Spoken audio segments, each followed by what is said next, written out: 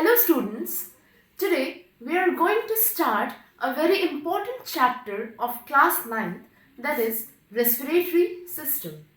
So in this chapter, basically we are going to cover these topics. The first topic is need for respiration. हमको respiration क्यों ज़रूरत है? हम day to day life में क्यों respiration करते हैं, हमारे बॉडी में इसकी क्या रिक्वायरमेंट है, ये हम देखेंगे. नेक्स्ट है who needs more energy. Respiration से सबसे ज़्यादा एनर्जी किसको मिल रहा है, प्लांट्स को, एनिमल्स को या माइक्रो ऑर्गेनिजम्स को. हम इस टॉपिक में ये देखेंगे. नेक्स्ट टॉपिक है टाइप्स ऑफ रेस्पिरेशन. तो टाइप्स में क्या क्या है रेस्पिरेशन में, एरोबिक और एनएरोबिक, तो वो हम लोग डिटेल डिस्कशन करेंगे. नेक्स्ट है chemical steps in respiration.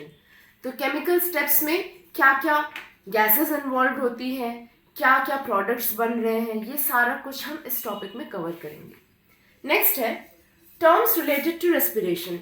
Respiration में कुछ इंपॉर्टेंट टॉपिक्स है, कुछ टर्म्स ऐसे हैं जिनको हमें वो चैप्टर स्टार्ट करने से पहले जानना ज़रूरी है. तो सबसे पहले हम अपना फर्स्ट टॉपिक स्टार्ट करेंगे जो कि है नीड फॉर रेस्पिरेशन. तो रेस्पिरेशन होता क्या है बेसिकली, ये एक केमिकल प्रोसेस होता है. ठीक है, केमिकल प्रोसेस मतलब कुछ ऐसे हमारे बॉडी में रिएक्शंस हो रहे हैं और कुछ प्रोडक्ट्स बन रहे हैं. ठीक है, वो प्रोडक्ट्स वापस से चेंज नहीं हो सकता. क्या मतलब वो इसका कि सपोज हमारे बॉडी में कुछ रिएक्टेंट्स हैं. रिएक्टेंट्स मतलब जो आपस में कुछ केमिकल रिएक्शंस परफॉर्म कर रहे हो. ठीक है, तो वो रिएक्टेंट्स केमिकल प्रोसेस करने के बाद, तो वो रिएक्टेंट्स कुछ केमिकल प्रोसेस अंडरगो करने के बाद प्रोडक्ट्स में चेंज होते हैं और ये प्रोडक्ट्स को हम वापस से रिएक्टेंट्स में कन्वर्ट नहीं कर सकते हैं. That is this chemical process is irreversible. ठीक है, यहाँ पे कुछ रिएक्टेंट्स कुछ और ही था और बन कुछ और गया, इसको हम वापस से चेंज नहीं कर सकते. तो ये है irreversible change, that is known as chemical process. तो रेस्पिरेशन में जो भी रिएक्टेंट्स को हम आपस में रिएक्ट करवाते हैं, जो प्रोडक्ट्स बनता है उसको वापस से हम लोग चेंज नहीं कर सकते. सो इसीलिए हम केमिकल प्रोसेस बोलते हैं. ठीक है, रेस्पिरेशन की बात करें अगर हम, तो ये क्या होता है, break down of glucose by oxygen.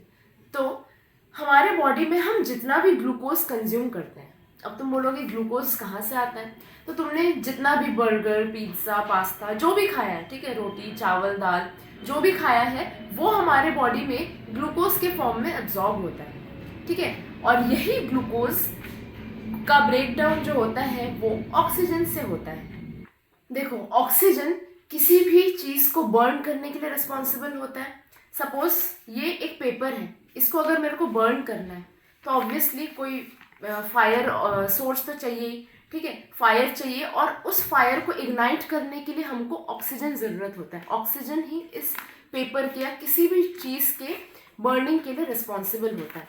तो सिमिलरली हमारे बॉडी में भी जितना भी ग्लूकोज है उसका ब्रेक डाउन होना, उसका बर्निंग होना नेसेसरी है और ये बर्न करने में हेल्प करता है ये ऑक्सीजन. ठीक है, ये ब्रेक डाउन होके हमारे पूरे बॉडी में एनर्जी के फॉर्म में रिलीज होता है.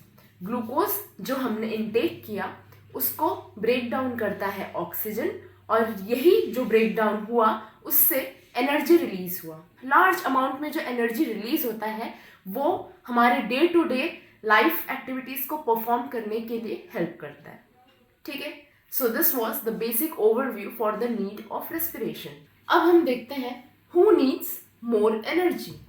सबसे ज़्यादा एनर्जी की रिक्वायरमेंट किसको होती है, प्लांट्स को या एनिमल्स को. तो बेसिक सी बात है कि जो प्लांट्स होते हैं वो एक जगह पे फिक्स्ड रहते हैं, उनको ज़्यादा अपने बॉडी को मूव नहीं करना पड़ता. खड़े खड़े ही एक जगह में उन लोग रेस्पिरेशन परफॉर्म करते हैं, फोटोसिंथेसिस परफॉर्म करते हैं. ठीक है, तो उनको कंपैरेटिवली कम एनर्जी की रिक्वायरमेंट होती है. वही अगर हम किसी एनिमल्स की बात करें, ठीक है, जितने भी आसपास हमारे एनिमल्स हैं, डॉग्स, कैट्स, काउज, बर्ड्स, ये सबको हम प्लांट्स के कंपैरिजन में ज़्यादा एनर्जी का रिक्वायरमेंट होता है. ठीक है, क्यों, क्योंकि ये day to day life activities perform करने के लिए मूवमेंट शो करते हैं. ठीक है, अपने बॉडी टेम्परेचर को मेंटेन करने के लिए इनको एनर्जी की रिक्वायरमेंट होती है. तो इसीलिए एनर्जी का जो रिक्वायरमेंट सबसे ज़्यादा होता है वो होता है एनिमल्स में, और एनिमल्स में भी सबसे ज़्यादा किसको? बर्ड्स और मैमल्स को। ठीक है, इनका एक स्पेसिफिक रीज़न है कि बर्ड्स और मैमल्स को भी सबसे ज़्यादा एनर्जी क्यों चाहिए होता है। तो देखो, बर्ड्स जो होते हैं, एक तो उनको पूरा फ्लाइट करना पड़ता है, उड़ते रहते हैं उन लोग आसमान में, तो उड़ने के लिए पूरे बॉडी वेट को ऊपर उठाना पड़ता है, तो उसके लिए तो एक्स्ट्रा एफर्ट, एक्स्ट्रा एनर्जी की तो रिक्वायरमेंट होती है ना। तो इसीलिए बर्ड्स को ज़्यादा एनर्जी चाहिए होता है। और दूसरा रीज़न ये होता है कि बर्ड्स और मैमल्स जो होते हैं वो बेसिकली वार्म ब्लडेड एनिमल्स होते हैं। ठीक है, हम लोग ने सुना होगा कि वार्म ब्लडेड एनिमल्स और कोल्ड ब्लडेड एनिमल्स, अब ये क्या होते हैं? तो हम ब्लड कैटेगरी के बेसिस में एनिमल्स को दो कैटेगरीज में डिवाइड कर सकते हैं। एक होता है पोइकिलोथर्म्स, दूसरा होता है होम्योथर्म्स। तो बेसिकली पोइकिलोथर्म्स को हम लोग कोल्ड ब्लडेड एनिमल्स भी बोलते हैं और होम्योथर्म्स को वार्म ब्लडेड एनिमल्स भी बोलते हैं। अब ये क्या होता है वार्म ब्लडेड, कोल्ड ब्लडेड? इसका क्या मतलब हुआ? क्या खून गर्म हो जाता है, खून ठंडा हो जाता है? नहीं, बिल्कुल नहीं। इसका ये मतलब होता है कि हमारे बाहर के टेम्परेचर के साथ हमारे बॉडी का जो टेम्परेचर है वो हम मेंटेन कर पा रहे हैं कि नहीं। सपोज मान लो कि बाहर बहुत तेज़ ठंड चल रही है, ठंडी ठंडी हवाएं चल रही है, तो हम क्या करते हैं, हमारा जो बॉडी टेम्परेचर है वो उतना ही रहता है, वो बाहर के बदलते क्लाइमेटिक कंडीशंस के साथ चेंज नहीं होता। हमारा जो ह्यूमन का नॉर्मल बॉडी टेम्परेचर होता है वो होता है 37 डिग्री सेल्सियस एक नॉर्मल एडल्ट के केस में। तो ये जो 37 डिग्री सेल्सियस होता है ये टेम्परेचर कांस्टेंट होता है through out the year, through out the life. ठीक है, फीवर की बात अलग है, फीवर में बॉडी टेम्परेचर राइज हो जाता है, लेकिन नॉर्मल केसेस में हमारा बॉडी टेम्परेचर 37 डिग्री सेल्सियस ही रह जाता है। ऐसा क्यों? क्योंकि हमारे बॉडी में स्पेशल प्रॉपर्टीज़ होती हैं जिसके वजह से हमारा टेम्परेचर इक्वली मेंटेन रहता है। चाहे बाहर बर्फ़ पड़ जाए, चाहे गर्म हवा चल जाए, कुछ भी हो जाए, हमारा बॉडी टेम्परेचर चेंज नहीं होता है। तो इसीलिए हमको वार्म ब्लडेड एनिमल्स बोलते हैं। तो बर्ड्स और मैमल्स जो होते हैं ये अपना बॉडी टेम्परेचर रेगुलेट कर सकते हैं, जिसको हम बोलते हैं होम्योथर्म्स। तो ये होम्योथर्म्स जो है होम्योस्टैसिस परफॉर्म करते हैं। ठीक है, टेम्परेचर रेगुलेट करने के प्रोसेस को हम होम्योस्टैसिस बोलते हैं। तो ये होम्योस्टैसिस करने के लिए बहुत ज़्यादा अमाउंट में एनर्जी का रिक्वायरमेंट होता है और ये एनर्जी हमको रेस्पिरेशन से मिलता है। क्लियर है? नेक्स्ट आता है poikilotherms. Poikilotherms basically cold blooded animals होते हैं। तो कोल्ड ब्लडेड एनिमल्स में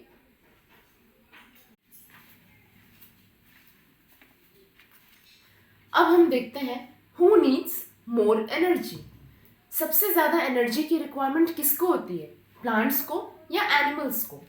तो बेसिक सी बात है कि जो प्लांट्स होते हैं वो एक जगह पे फिक्स्ड रहते हैं, उनको ज़्यादा अपने बॉडी को मूव नहीं करना पड़ता, खड़े खड़े ही एक जगह में उन लोग रेस्पिरेशन परफॉर्म करते हैं, फोटोसिंथेसिस परफॉर्म करते हैं। ठीक है, तो उनको कंपैरेटिवली कम एनर्जी की रिक्वायरमेंट होती है। वही अगर हम किसी एनिमल्स की बात करें, ठीक है, जितने भी आसपास हमारे एनिमल्स हैं, डॉग्स, कैट्स, काउज, बर्ड्स, ये सबको हम प्लांट्स के कंपैरिजन में ज़्यादा एनर्जी का रिक्वायरमेंट होता है। ठीक है, क्यों? क्योंकि ये day to day life activities perform करने के लिए मूवमेंट शो करते हैं। ठीक है, अपने बॉडी टेम्परेचर को मेंटेन करने के लिए इनको एनर्जी की रिक्वायरमेंट होती है। तो इसीलिए एनर्जी का जो रिक्वायरमेंट सबसे ज़्यादा होता है वो होता है एनिमल्स में, और एनिमल्स में भी सबसे ज़्यादा किसको? बर्ड्स और मैमल्स को। ठीक है, इनका एक स्पेसिफिक रीज़न है कि बर्ड्स और मैमल्स को भी सबसे ज़्यादा एनर्जी क्यों चाहिए होता है। तो देखो, बर्ड्स जो होते हैं, एक तो उनको पूरा फ्लाइट करना पड़ता है, उड़ते रहते हैं उन लोग आसमान में, तो उड़ने के लिए पूरे बॉडी वेट को ऊपर उठाना पड़ता है, तो उसके लिए तो एक्स्ट्रा एफर्ट, एक्स्ट्रा एनर्जी की तो रिक्वायरमेंट होती है ना।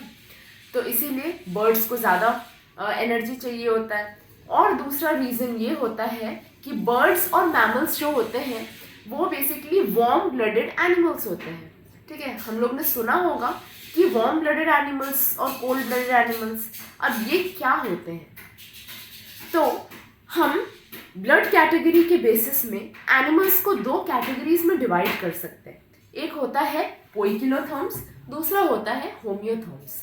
तो बेसिकली पोइकिलोथर्म्स को हम लोग कोल्ड ब्लडेड एनिमल्स भी बोलते हैं और होम्योथर्म्स को वार्म ब्लडेड एनिमल्स भी बोलते हैं। अब ये क्या होता है वार्म ब्लडेड, कोल्ड ब्लडेड, इसका क्या मतलब हुआ? क्या खून गर्म हो जाता है, खून ठंडा हो जाता है? नहीं, बिल्कुल नहीं। इसका ये मतलब होता है कि हमारे बाहर के टेम्परेचर के साथ हमारे बॉडी का जो टेम्परेचर है वो हम मेंटेन कर पा रहे हैं कि नहीं। सपोज मान लो कि बाहर बहुत तेज ठंड है, ठीक है, सपोज मान लो कि बाहर बहुत तेज ठंड चल रही है, ठंडी ठंडी हवाएं चल रही है, तो हम क्या करते हैं, हमारा जो बॉडी टेम्परेचर है वो उतना ही रहता है, वो बाहर के बदलते क्लाइमेटिक कंडीशंस के साथ चेंज नहीं होता। हमारा जो ह्यूमन का नॉर्मल बॉडी टेम्परेचर होता है वो होता है 37 डिग्री सेल्सियस एक नॉर्मल एडल्ट के केस में।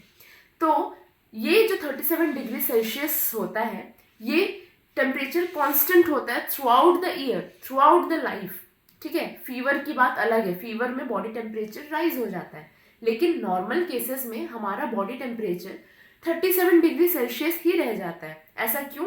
क्योंकि हमारे बॉडी में स्पेशल प्रॉपर्टीज होती हैं जिसके वजह से हमारा टेम्परेचर इक्वली मेंटेन रहता है, चाहे बाहर बर्फ पड़ जाए, चाहे गर्म हवा चल जाए, कुछ भी हो जाए, हमारा बॉडी टेम्परेचर चेंज नहीं होता है।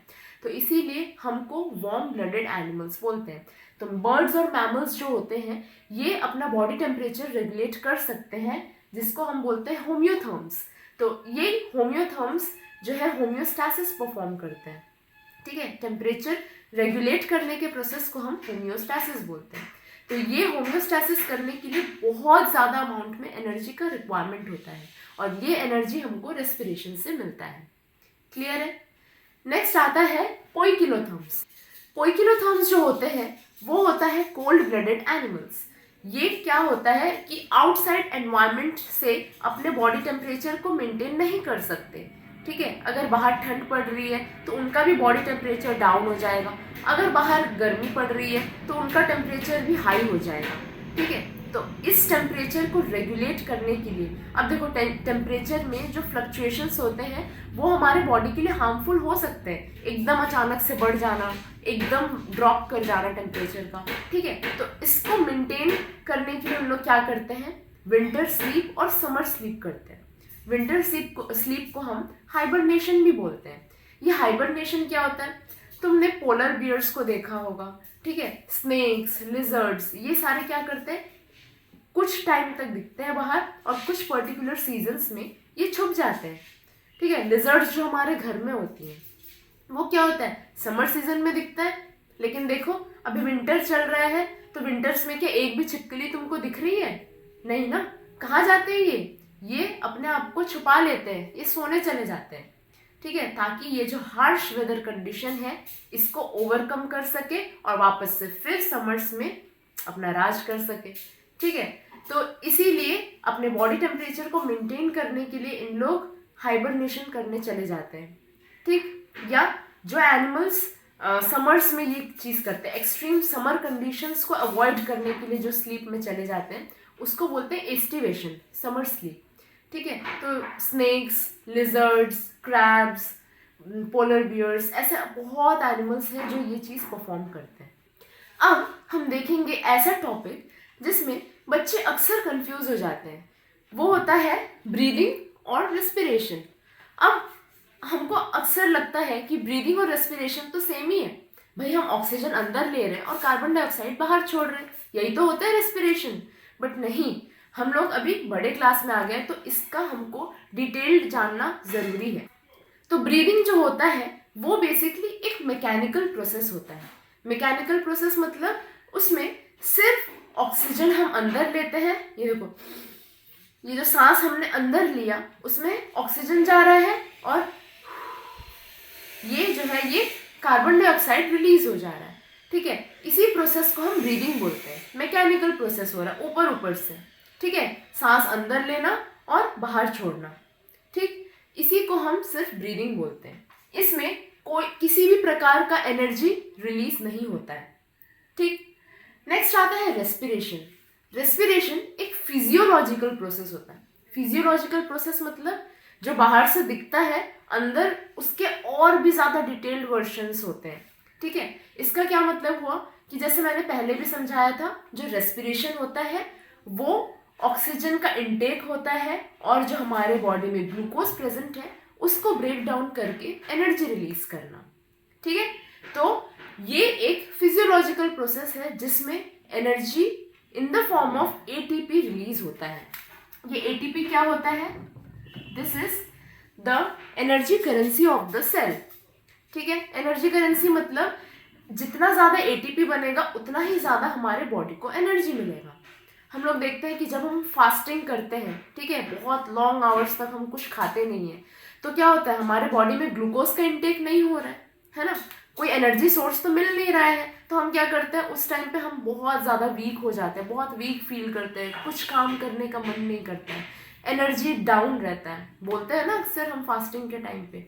तो ये क्यों होता है? क्योंकि उस टाइम पे हमारे बॉडी में कोई ग्लूकोज का सोर्स है ही नहीं, तो ग्लूकोज नहीं होगा तो ग्लूकोज का ब्रेक डाउन भी नहीं होगा, और अगर ग्लूकोज का ब्रेक डाउन नहीं हुआ तो एनर्जी भी रिलीज नहीं होगा, सीधी सी बात है, ठीक है। तो इसीलिए हम क्या करते हैं, जब खाना खाते हैं तो ग्लूकोज का ब्रेक डाउन होता है with the help of oxygen और हमको लार्ज अमाउंट में एनर्जी मिलता है इन the form of ATP, adenosine triphosphate. अब हमारा जो नेक्स्ट टॉपिक है वो है types of respiration. Respiration basically दो ब्रॉड कैटेगरीज में डिवाइड किया जाता है। एक को बोलते हैं aerobic respiration, the second type of respiration is anaerobic respiration, ठीक। तो सबसे पहले हम देखते हैं कि एरोबिक रेस्पिरेशन क्या होता है। तो ऐसे टाइप के रेस्पिरेशन में बेसिकली ऑक्सीजन का रिक्वायरमेंट होता है, ठीक है। This oxygen is responsible for the break down of glucose into energy, ठीक है। हमको एनर्जी मिलता है इसी ऑक्सीजन की वजह से। तो हमारे एनवायरनमेंट में जितने भी एनिमल्स हो गए, ह्यूमन बींग्स हो गए, प्लांट्स हो गए, ये सारे क्या करते हैं, एरोबिक रेस्पिरेशन परफॉर्म करते हैं, ठीक है। अब एनिमल्स और ह्यूमन बींग्स तो डे टू डे लाइफ में करते ही हैं, दिन में भी करते हैं, रात में भी करते हैं रेस्पिरेशन, ठीक है, ऑक्सीजन जाता है। लेकिन प्लांट्स का अब तुम बोलोगे कि प्लांट्स तो रेस्पिरेशन करते नहीं है, बट नहीं, वो डे टाइम में तो फोटोसिंथेसिस करते हैं, कार्बन डाइऑक्साइड अंदर लेते हैं और ऑक्सीजन बाहर छोड़ते हैं। फोटोसिंथेसिस का जस्ट रिवर्स प्रोसेस जो होता है वो रात को परफॉर्म करते हैं प्लांट्स, ठीक है। और फोटोसिंथेसिस का रिवर्स प्रोसेस क्या है, रेस्पिरेशन। रेस्पिरेशन में क्या होता है, प्लांट्स भी ऑक्सीजन अंदर लेते हैं और कार्बन डाइऑक्साइड बाहर छोड़ते हैं। इसीलिए हमने सुना होगा, बहुत पुराने टाइम से बड़े बुजुर्ग हमारे बोलते हैं कि रात को पेड़ के नीचे नहीं सोना चाहिए, उसका भूत से कोई रिलेशन नहीं है, ठीक है। उसका साइंटिफिक रीज़न है, क्यों है, क्योंकि रात के टाइम पे प्लांट्स भी जो है वो रेस्पिरेशन परफॉर्म कर रहे होते हैं, उनको भी ऑक्सीजन चाहिए ज़्यादा अमाउंट में और कार्बन डाइऑक्साइड बाहर छोड़ते हैं। तो अगर हम पेड़ के नीचे सोते हैं तो it can cause a lot of breathing problems, ठीक है। तो इसीलिए मना किया जाता है कि प्लांट्स के नीचे, ट्रीज के नीचे बेसिकली हमको नहीं सोना चाहिए रात को, ठीक है। तो ये होता है एरोबिक रेस्पिरेशन। नेक्स्ट आता है एनएरोबिक रेस्पिरेशन। एनएरोबिक, एन मतलब नहीं, नील, तो ऐसा टाइप का रेस्पिरेशन जिसमें ऑक्सीजन का रिक्वायरमेंट नहीं होता है, या हम इससे अच्छा बोले तो ऑक्सीजन का डेफिशिएंसी होता है जब हमारे बॉडी में, तब हमारा बॉडी जो है एनएरोबिक रेस्पिरेशन परफॉर्म करता है। इस कंडीशन को हम ऑक्सीजन डेट भी बोलते हैं। ऑक्सीजन डेट मतलब लैक ऑफ ऑक्सीजन, ठीक है। तो ये बेसिकली कब होता है, जब हम बहुत जल्दी जल्दी भाग रहे होते हैं या कोई भी तरीके का फिजिकल एक्टिविटीज़ जैसे स्विमिंग, डांसिंग, ठीक है, और जितने भी तरीके के स्पोर्ट्स हो गए, तो जब हम ये करते हैं तो देखना ब्रेथलेसनेस होता है, जोर जोर से सांस लेने लगते हैं। जोर जोर से सांस क्यों लेते हैं, क्योंकि हमारे बॉडी में ऑक्सीजन की कमी होने लगती है, ठीक है। एनर्जी ज़्यादा चाहिए तो ऑक्सीजन ज़्यादा यूज़ हो रहा है, तो इसीलिए हमारे बॉडी में ऑक्सीजन की कमी होने लगती है, ठीक है। और तब देखना हमको अलग अलग बॉडी पार्ट्स में मसल क्रैम्प्स आने लगते हैं, ठीक है, मोच आ जाता है, पैर खिंच जाता है, ठीक है। ये सब बेसिकली क्यों होता है, लैक ऑफ ऑक्सीजन की वजह से एक केमिकल सब्सटेंस जो होता है वो रिलीज होता है जिसको हम बोलते हैं लैक्टिक एसिड। ये जो लैक्टिक एसिड होता है यही हमारे बॉडी में तरह तरह के मसल क्रैम्प्स करते हैं, ठीक है, जिसको हम मसल फटीग भी बोलते हैं। तो ये लैक्टिक एसिड एक टेम्पररी बेसिस में बनता है जब हमारे बॉडी में ऑक्सीजन की कमी हो जाती है। एक और केस में भी एनारोबिक रेस्पिरेशन शो होता है जहाँ पे हमारे ह्यूमन इंटेस्टाइन्स में, तुमने सुना होगा कि बच्चों को बोलते हैं कि बच्चों के जो इंटेस्टाइन में कीड़े लग गए, वर्म्स आ गए, ठीक है। तो वो वर्म्स बेसिकली क्या होते हैं, उसको टेप वर्म्स बोलते हैं। टेप वर्म्स हमारे ह्यूमन इंटेस्टाइन के अंदर पाए जाते हैं और वहाँ भी कैसा कंडीशन होता है, एनारोबिक कंडीशन। ये जो टेप वर्म्स होते हैं वो भी बिना ऑक्सीजन के सर्वाइव कर सकते हैं। अब जो हमारा नेक्स्ट टॉपिक है वो है केमिकल स्टेप्स इन रेस्पिरेशन। ये जो हमने रेस्पिरेशन के अलग अलग टाइप्स पढ़े ना, एरोबिक और एनारोबिक, अब देखते हैं कि इसमें केमिकल प्रोसेस क्या क्या इन्वॉल्व होता है। ठीक, तो हमने देखा कि एरोबिक रेस्पिरेशन के केस में क्या क्या चाहिए होता है, ग्लूकोज और ऑक्सीजन। ठीक है, ग्लूकोज जो हमको किसी भी फूड सोर्स से मिला और ऑक्सीजन जो हम सांस ले रहे हैं अंदर, उससे ऑक्सीजन आ रहा है। तो ग्लूकोज और ऑक्सीजन को जब हम कंबाइन करते हैं तो क्या क्या प्रोडक्ट्स बनते हैं। देखो, एक तो कार्बन डाइऑक्साइड, जो हम सांस ऐसे बाहर छोड़ दिए तो कार्बन डाइऑक्साइड रिलीज हुआ, साथ ही साथ कुछ वाटर वेपर्स भी रिलीज होते हैं। ठीक है, और उसके साथ जो बड़े अमाउंट में एनर्जी बनता है वो कितना होता है, 38 एटीपी मॉलिक्यूल्स रिलीज होता है ड्यूरिंग एरोबिक रेस्पिरेशन। साथ ही कुछ लार्ज अमाउंट में हीट एनर्जी रिलीज होता है। ठीक है, वो हीट कितना होता है, 420 किलो कैलोरीज। तो ये जो तुम्हारा है ये पूरा बेसिक स्टेप ऑफ या basic chemical step which is involve in aerobic respiration. और ये प्लांट्स और एनिमल्स दोनों के केस में ही ये जो फॉर्मूला है या ये जो रिएक्शन है वो सेम होता है। ठीक, ग्लूकोज में देखो यहाँ पे 6 कार्बन होता है, 12 हाइड्रोजन होता है और 6 ऑक्सीजन होता है। ये ग्लूकोज का मॉलिक्यूलर फॉर्मूला है, C6H12O6। ठीक, नेक्स्ट हम देखते हैं एनएरोबिक रेस्पिरेशन। तो एनएरोबिक रेस्पिरेशन में एन मतलब नहीं, ऑक्सीजन का प्रेजेंस नहीं होगा, तो सिर्फ और सिर्फ ग्लूकोज से ही काम चल जाएगा। तो इसमें देखो सिर्फ इसीलिए मैंने ग्लूकोज लिखा है, साथ में कोई ऑक्सीजन नहीं है। तो ग्लूकोज को जब एनएरोबिक रेस्पिरेशन परफॉर्म करना होता है तो क्या होता है, glucose is broken down into lactic acid. ठीक, जो हमारे बॉडी में मसल फटीग कॉज करता है, लैक्टिक एसिड बन रहा है और साथ में बहुत ही कम अमाउंट में एटीपी बन रहा है, दैट इज ओनली 2 मॉलिक्यूल्स। ठीक, और बहुत ही कम अमाउंट में हीट एनर्जी, ना के बराबर। ठीक, तो अगर हम डिफरेंस देखें तो एरोबिक रेस्पिरेशन में एनर्जी ज़्यादा अमाउंट में रिलीज होता है, एनारोबिक में कम होता है। एरोबिक रेस्पिरेशन में ऑक्सीजन का इन्वॉल्वमेंट होता है और एनारोबिक रेस्पिरेशन में किसी भी एनर्जी का, किसी भी ऑक्सीजन का रिक्वायरमेंट नहीं होता है। तो अब हम देखेंगे some special points related to anaerobic respiration. तो एनएरोबिक रेस्पिरेशन जो होता है वो एक बहुत ही स्लो प्रोसेस होता है, बहुत धीरे धीरे होता है। Next, it can't continue for a long period of time. तो ये बहुत ज़्यादा लंबे समय के लिए नहीं होता है। जो एनएरोबिक रेस्पिरेशन हमारे बॉडी में होता है वो बहुत कम टाइम के लिए टेम्परेरी बेसिस पे होता है। क्यों? क्योंकि लैक्टिक एसिड जो होता है that has toxic effect on our cells. तो इसके बहुत सारे टॉक्सिक इफेक्ट्स होते हैं जो कि हमारे सेल्स को डैमेज कर सकते हैं। मसल क्रैम्प या मसल फटीग ज़्यादा टाइम के लिए रहा तो, ठीक है, तो इसीलिए ये can't continue for long period of time. Next होता है नो कार्बन डाइऑक्साइड प्रोड्यूस्ड। हमने केमिकल रिएक्शन देखा था, उसमें किसी भी तरीके का कार्बन डाइऑक्साइड कहीं पे बन नहीं रहा था। ठीक, नेक्स्ट, टोटल एनर्जी रिलीज्ड पर molecule of glucose is less. तो एरोबिक रेस्पिरेशन की बात करें तो उसमें हमने देखा था कितना बन रहा था, 38 एटीपी मॉलिक्यूल्स। लेकिन एनएरोबिक रेस्पिरेशन के केस में वो सिर्फ 2 मॉलिक्यूल्स ऑफ एटीपी ही बना सकता है। So these were the special points related to anaerobic respiration. Respiration में कुछ टर्म्स जानना इम्पॉर्टेंट है ताकि हमको आगे के चैप्टर में समझने में ज़्यादा प्रॉब्लम ना हो। तो फर्स्ट आता है गैशियस ट्रांसपोर्ट। तो गैशियस ट्रांसपोर्ट, इसका क्या मतलब हुआ, किसी चीज़ का ट्रांसपोर्टेशन हो रहा है, कुछ चीज़ मूव या ट्रैवल कर रहा है, क्या चीज़, गैस। तो गैसेस क्या, बेसिकली ऑक्सीजन और कार्बन डाइऑक्साइड, यही 2 गैस जो है ये रेस्पिरेशन में इन्वॉल्व होते हैं। तो तो हम देखेंगे कि ये गैस कहाँ से कहाँ मूव कर रहे हैं, इसी को बोलते हैं गैसियस ट्रांसपोर्ट। तो इसमें जो हम सांस अंदर लेते हैं वो ऑक्सीजन होता है, तो ऑक्सीजन कहाँ पहुँचता है, लंग्स में। तो लंग्स में जितना भी ब्लड है वो ऑक्सीजन जो हमने लिया वो ब्लड में डिसॉल्व हो जाता है, ठीक है। तो in lungs oxygen is absorbed by the blood, तो ब्लड में हमारा जो ऑक्सीजन है वो एब्जॉर्ब हो जाता है। Next, oxygen carried by RBCs present in the blood in the form of oxyhaemoglobin. अब ये ब्लड में जो ऑक्सीजन एब्जॉर्ब हुआ ये एक स्पेशल टाइप में कन्वर्ट हो जाता है। हमको पता है कि हमारे ब्लड में आरबीसीज प्रेजेंट होते हैं, ये वही आरबीसीज है जो कि हमारे ब्लड को रेड कलर प्रोवाइड करते हैं, ठीक है।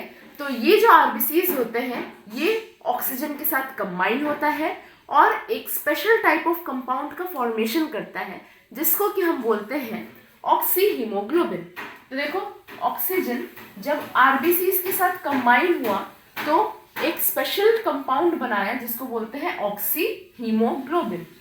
अब ये ऑक्सीजन हीमोग्लोबिन जो है ये हमारे पूरे बॉडी में सर्कुलेट हो जाता है with the help of arteries, ठीक है। आर्टरीज क्या होते हैं, वैसे ब्लड वेसल्स जो ऑक्सीजनेटेड ब्लड कैरी करते हैं, ठीक है।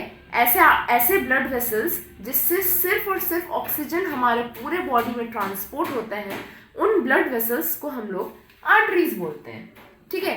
तो ये जो ऑक्सीहीमोग्लोबिन होता है ये एक लेस स्टेबल कंपाउंड होता है, मतलब ऑक्सीजन जो आरबीसीज में ज़्यादा देर तक डिसॉल्व नहीं रह सकता, आरबीसीज ऑक्सीजन को जल्दी छोड़ देता है, ठीक है। तो इसीलिए ये लेस स्टेबल कंपाउंड है, ठीक है, एक शैतान बच्चा है हमारे बॉडी में, ठीक। तो आर्टरीज की जो मैंने बात की, आर्टरीज बेसिकली क्या होता है, ऑक्सीजनेटेड ब्लड लेके जाता है, लेकिन एक एक्सेप्शन होता है जो आर्टरी हमारे बॉडी में डीऑक्सीजनेटेड ब्लड लेके जाता है और उसको बोलते हैं pulmonary artery. Pulmonary artery is the only artery in our body which carries या which transports deoxygenated blood in our body. अब हमारा जो नेक्स्ट टर्म आता है वो होता है सेल्यूलर रेस्पिरेशन। तो cellular means something related to cells, ठीक है।